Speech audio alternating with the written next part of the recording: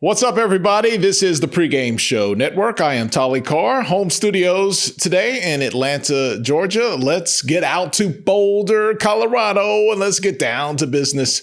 It's our guy, Uncle Neely. Let's give it up, Neely in the house. What's up, man? Hey, you're in the home studio in Atlanta, GA. I'm in the home studio in not Boulder, Westminster, Colorado. Suburb of Boulder. Is there a dog show going on as well, or is it just you? Is that where they do the dog? I have no idea. Is that the home of the dog show? No, I think it's in New York somewhere, that Westminster, but I'm in Westminster, Colorado. Okay. Just about 15 minutes south of the campus. Okay. All I know about the dog show is like once a year, it would preempt wrestling, and I ain't like that. But yeah, for all you dog lovers, it's a great show. It looks like a lot of talented things happen. Just was never my thing.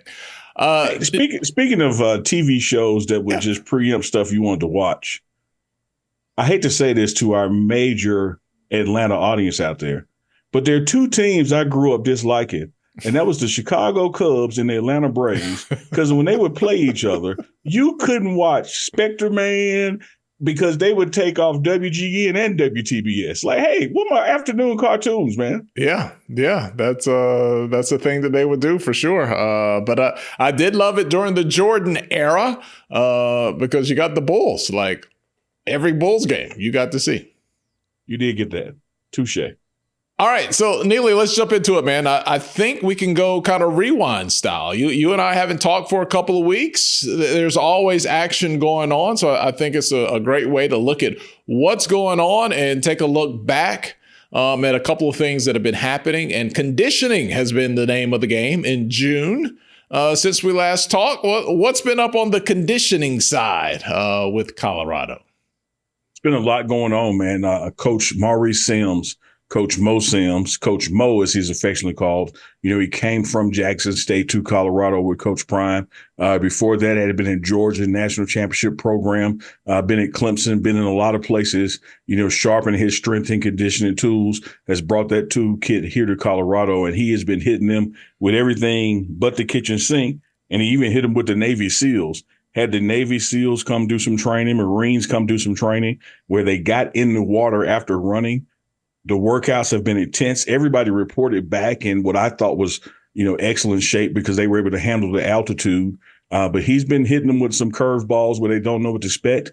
And it's shifting into not just strength and conditioning, but making sure that the conditioning part ties into whatever your football skill set is. So, you know, now you're starting to see more of those kind of combinations and workouts and drills. But those first 2 weeks, Tolly, stadium runs, Navy SEAL team, Marines, you name it, they were here getting dogged out.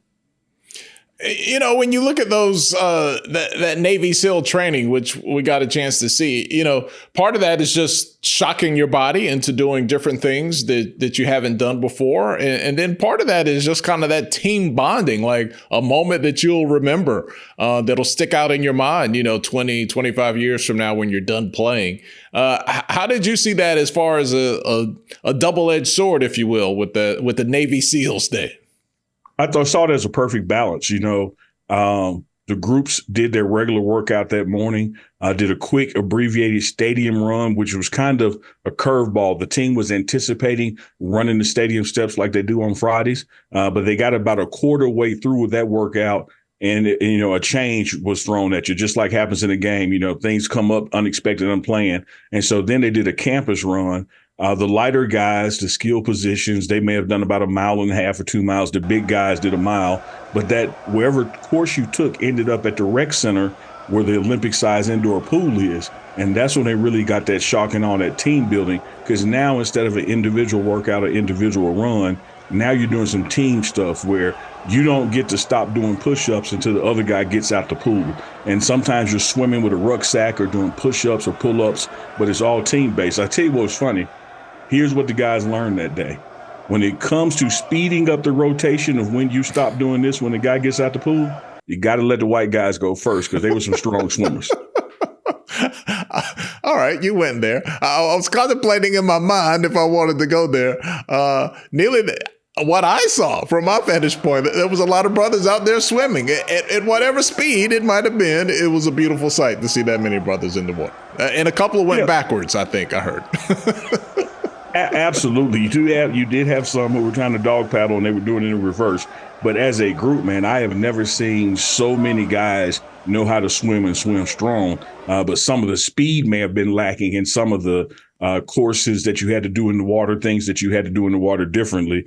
But I tell you, Camden Dempsey, who Coach Prime has named the governor as a team spokesperson, that guy, he was previously called Barney Rubble, so you could get his body type. That guy can swim. I mean, here's a dude who does not have a swimmer's body, and he was lapping folks in the pool. So they learned, hey, let him go first if he's on our team. Hey, Travis Hunter, he was going to get it, man. I saw on social media. What was it? Team USA or one of those Twitter accounts of a official swimming organization? They were trying to recruit Travis. Everybody wants Travis on their team. He can do it all, man. He can swim, he can run, he can jump. He is just a phenomenal athlete. So I wasn't shocked or surprised to see him in the water doing his thing because he's just a competitor at all that he does. Yeah, so that was a really cool moment during conditioning. Definitely one of the highlights of the summer so far. But when it comes to Colorado football and the program and Deion Sanders, there's on the field, there's off the field, there's always excitement and things to talk about. Has Coach Prime been back in the booth? Neely, I've seen a remix of Must Be the Money. Like, what's going on there? Tolly, it's been hard to keep that secret. I've known about this project, I think about early February. I was in a meeting with Coach Prime and he was on FaceTime with Yella Beezy and they were putting this thing together and already had some verses and the beat dropped and it's taken all the way to June, for the world to hear at least Coach Prime's verse. It's going to come out this summer. They're also going to do a video, but yep, it is the 2024 version of Must Be the Money, and it's Yella Beezy, Coach Prime, and Snoop Dogg closes it out. It's been spoken about online in pieces, but there's like a whole documentary out there that can be done. Maybe someone has done it on the musical career of Coach Prime. Not only what you heard, but some of the things that were going to be, maybe didn't quite make it out, but still got done. Like, it's pretty in depth. Yeah, right here on the Pregame Show Network back at Jackson State, we dropped that exclusive when he talked about he was with Death Row, signed to Death Row, and that the Lady of Rage beat for Afro Puffs was his beat. And he even still remembers his verse word for word, verbatim, and dropped it on us. So, man, he is a musical genius. He can rhyme, he can flow, and he still doesn't mind dropping bars. And I think that by the time this summer really gets hot and heavy going into fall camp, that you're going to have a lot of people, not just in Colorado, with the top down, and they're going to be blasting Must Be the Money, Yella Beezy. All right, so Neely, tell me, we already know there are very few coaches. There's two in Colorado, and what do we determine? None anywhere else with the gold jacket coaching college football right now. How many coaches have the ability to drop some bars and that you can actually go stream their music either now or in the very foreseeable future? Well, I think that's the separator. I'm gonna give the benefit of the doubt that we got some bar dropping coaches out there in the Power Four. We certainly got them in HBCUs in the SWAC, but I think we got some bar dropping coaches out there. But a bar dropper with a gold jacket that you can still stream it, he ain't just doing it in the cafeteria. It ain't but one, and that's Coach Prime.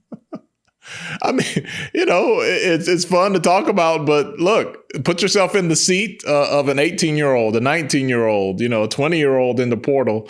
There is some relatability there, right? Absolutely. It's one thing to want to play for a guy who's been a Hall of Famer, arguably the best football player in history, certainly the best football player at that position in history. You have all that going for you. Again, this is a guy with a gold jacket. This is a proven winner, not only his playing career, but even his coaching career, because we can't forget those 2 undefeated seasons in conference play at Jackson State and 2 back-to-back conference championships with back-to-back bowl games. Even though those were losses, he got there. That is a very successful coaching resume. So you have that going for you. Then you put in the NIL collector stuff, the brand, the marketing. Who knows that better than him? Then you just put in the cool factor. What other coach can ride the elevator with you and freestyle and drop some bars too? Just one. So all arrows still point to, I'm going to go play for Prime. Man, that is rarefied air, which he has lived his entire life. Neely, one of the things that you have here on the Pregame Show Network, you have Wednesdays with Warren, where you talk to Warren Sapp.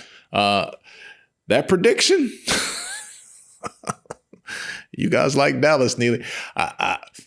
It's not impossible as we sit here and talk right now ahead of Game 3. But the prognostication that you and Warren pulled, are you still confident about that one? Let's go hit the rewind.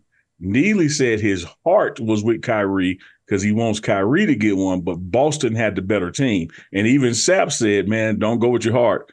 Go with your basketball knowledge. And I said on Wednesdays with Warren, no doubt about it, the Celtics has the best team because they're 1 through 7 could play with anybody, whereas Dallas just has 2 very good players. So I'm still saying, heart-wise, I'd love to see Kyrie get one. But, man, the Celtics are loaded. And I even said on Wednesdays with Warren, I said, if Porzingis gets hot and he plays, y'all not going to beat him. And what did Porzingis do the first game? Got hot.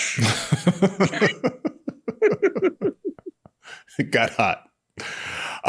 But the show itself, Wednesdays with Warren, is hot. I mean, as soon as, ready, set, go, you guys are on 10 off the gate. That show does not need a runway or a warm-up. It's a helicopter. It goes straight up. I appreciate that, man. It's something we love doing. We call ourselves the country boys. He's from Florida. I'm from Mississippi. We out here in these mountains, and, we have not changed our home states and who we represent back home. And we decided to do this joint show together. We drop it every Wednesdays on the Pregame Show Network. And, there's no script involved. We just talk about whatever is happening in the day or the week, much like you and I do on the Rewind and other shows that you and I do, Tolly. So, here's what we got to do. We got to get me, you, and Warren together on one of these Wednesdays. That's what we're going to do. Look, let's go snake catching. Are you down? You want to go catch some snakes with Warren? I'm not only going to do the python catching with him, he and I are trying to put together one of these. We got 2 bye weeks in Colorado. That second bye week, we're trying to put together whatever season it is, caribou, elk, moose. We're trying to put together a hunting trip. Oh, because I know you're looking forward to I don't know. Let me don't speak up. You can. Would you be breaking any laws if you eat any of those aforementioned animals? Whatever we go hunting is going to be in accordance with federal and Colorado law. We're not back in Florida, Mississippi, where you walk out your grandma's back porch and shoot whatever you want to shoot. We're going to follow the rules. All right. Don't let Neely don't miss no meals get you in trouble out there, brother. Okay. Just make sure. Hey, but whatever we shoot, we're going to eat. So we ain't missing that meal. Neely, the whole world has been talking about Caitlin Clark, right? And not to try to force it here, but there was a parallel that's just been running through my mind as people have talked about it the last week. This reminds me so much of Deion Sanders arriving at Jackson State. And it reminds me of that, while it's not a one-to-one comparison. But during that time, Neely, people like me, you, a handful of others were out there covering HBCU sports before it became ultra popular in 2020 and just blew up, and a lot of new people showed up. A lot of new voices showed up. Casual fans showed up. And I think you, me, other people learned lessons for the good or the bad. And we talked about it ad nauseum during that time, that I hear these same conversations in the WNBA, like, oh, there's all these people talking about it, and we were here, and you shouldn't listen to them. You should listen to us. I feel like this is a really pivotal moment for that league because of the newfound attention. And you could talk about, who was there before and who deserves it and all that. But the game being the game of marketing and money, the lessons that we learned and the experiences that we saw the last few years, and not that long ago, during Coach Prime's time at Jackson State. Do you also see parallels of the stage that the WNBA is in right now? I got to be honest with you, Solly. I have been on board with this Caitlin Clark thing and that she should be getting this exposure and that it is good for the league.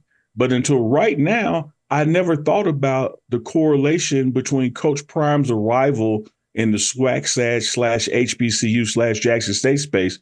But I think you draw a perfect parallel because there was a core group of people who had this, we've labored in the vineyard so long, how dare somebody come in and just get this instant shine? So I think you're spot on with that. But I tell you what, I have been liking it too, because I remember about 20, 25 years ago, there was this sport that was dominated by one particular group. And then here comes somebody from a different group, and they were doing their thing and doing it big and bringing attention like never before to the game.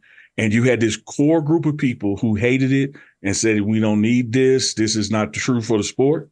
But what the sport did over the next 20 years was blossom and grow. And that's when Tiger Woods showed up on the PGA scene. And I see the same thing with Caitlin Clark in the WNBA. Hey, to the vets in the WNBA, I hear you. I hear you. You've been there, been doing it. But this is a situation where someone's coming in and the cameras and thereby the advertising dollars are following them and their attention. Ride the wave, swim with the current, not against it, because a rising tide does lift all boats. And so the contracts that you ladies have been wanting, the ticket sales, the sold out arenas that you've been wanting, it's coming, and it's coming on the backs. And because of Caitlin Clark, ride the wave. She's the Tiger Woods, what he was to golf. She is the basketball. Don't hate it, love it, ride it. Yeah, I don't think history has shown anyone who has ever said, let's keep doing it like we used to do it, has come out on the winning side when it comes to marketing and when it comes to money. And that's the game in professional sports. So I think it's been interesting. I have said this on our show countless times, and I'm going to say it again, Tyler. A statesman, a scholar, a gentleman who really should be on the presidential ballot, by the name of Tolly Carr, once told me, people don't lie about what they like. And when you look at these arenas, they're following one person. You go from having 17,000 and 20,000 at a game to then 7,000 at a game when she's not on the court. Let's ride the person that's bringing in 17,000. Let's ride the person that's selling out the arenas. Let's ride the person that's getting commercials and shoe deals, because eventually we all going to get more than we've ever had before because of their presence. The same thing happened with golf. The entire sport of golf grew because of Tiger Woods. The entire sport of women's basketball will grow because of Caitlin Clark. And you used to say this about, other HBCU squads and their coaches and their fan base. Like if you felt a way about the attention that Coach Prime was getting and you felt like you had been there longer, just go out and win. Like, because that game, that opportunity, you're going to have more eyes than you had in other games. South Carolina State did it. North Carolina Central did it in big stages, and they won the games. Shout out to North Dakota State, our first opponent here in Colorado on a Thursday night going into Labor Day weekend. They've been on TV before because they've been in the national championship game of their division, but it was probably ESPN2 or something of that nature. They're going to be the only game on TV because of who they're playing. The next week, Nebraska. When's the last time Nebraska has been the only thing on TV at a time slot? The next week, Colorado State. When's the last time Colorado State has been on a national broadcast football game? And it's all because of who they're playing. So you're exactly right. What I used to say to the opposing coaches at HBCUs, what I'll say to the WNBA ladies, when it's your turn to play the Indiana Fever, bring your game. Because the camera's going to be watching. Next thing you know, you got a shoe deal. You got commercials because the eyeballs are following her. Just make sure when it's your moment in the sun that they see all that they want them to see and not the blemishes and bruises. You got to be ready for the moment because the moment is coming and she's bringing the moment with her. Yeah, it's an interesting case study in sports and marketing, and we see it from time to time. And it'll be interesting to follow this one and see how it goes. Neely, you talked about the TV schedule. I think this is the first time in a long time that Colorado is going to be on 3 of the 4 major networks in the same season. Now, a lot of people might, detractors might be like, oh, well, everybody's on TV, yada, yada. But look, man, NBC, ABC, CBS, not all 3 want everybody, but they do want a piece of the Buffs. Actually, that's just actually what it is right there. Everyone wants a piece of this. And I could foresee with flex scheduling and with the contracts, how they're drawn up for TV in these conferences, you're probably going to have some games get added. Right now, you got 4 for sure, but there's going to be some things bumping up, when this team gets rolling and winning and stays on track this year versus what happened last year. Last year was 3 out the gate, then the wheels started to wobble, then the wheels came off. So I'm expecting more TV exposure. I'm expecting college game day and big noon kickoff again. Everybody wants a piece of this because, again, as Tolly Carr has stated, people don't lie about what they like, and the world likes watching Colorado football. So the networks are lining up to show it and show it at primetime slots, no pun intended, because they want the advertising revenue from those games. And, and let me tell you what I want to attach that to, colleague. Back to Caitlin Clark for a second. The opportunity that was missed when you could have had Caitlin Clark and Angel on the Olympic team, I know NBC is like, oh my God, like, how did y'all not put them on? Can you imagine how many people would be watching the women's basketball in the Olympics had those 2 been put on the team? Blown opportunity, but nobody's blowing that opportunity. Colorado football, the networks are lining up when it's their turn. We want to show the game because people are going to watch. The NCAA has been passing a lot of rules this summer. We already talked about the last time we got together on the Big Boys about the ruling where schools can directly pay players. Since we last talked, Neely, they said you can go ahead and get corporate logos on the football field during the regular season for your home games. I would imagine a lot of companies have been calling or have been called about who might want to get their logo on the field at Folsom this year. Man, it's amazing how the world just keeps on turning.